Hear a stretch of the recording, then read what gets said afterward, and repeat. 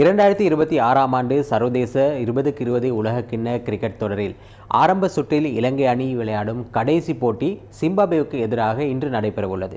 கொழும்பு பிரேமதாச மைதானத்தில் இன்று பிற்பகல் 3 மணிக்கு போட்டி ஆரம்பமாகும். இரு அணிகளும் ஏற்கனவே சூப்பர் 8 சுற்றுக்கு தகுதி பெற்றுவிட்டதால் இன்றைய போட்டியின் முடிவு இரு அணிகளின் புள்ளி பட்டியலிலும் எவ்விதத்திலும் தாக்கத்தை ஏற்படுத்தாது.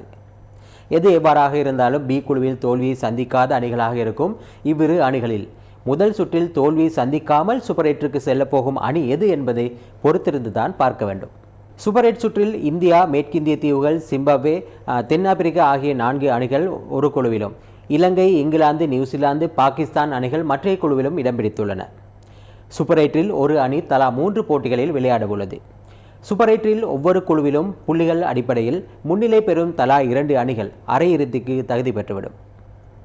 இதேபோல 2028 ஆண்டில் ஆஸ்திரேலியாவும் நியூசிலாந்தும் இணைந்து நடாத்தவுள்ள 2020 உலகக்கிண்ண கிரிக்கெட் தொடருக்கு 12 அணிகள் நேரடியாக தகுதி பெற்றுள்ளன. போட்டியை நடாத்தும் நாடுகள் என்பதால் ஆஸ்திரேலியா மற்றும் நியூசிலாந்து அணிகள் போட்டித் தொடருக்கு தகுதி பெற்றுள்ளன.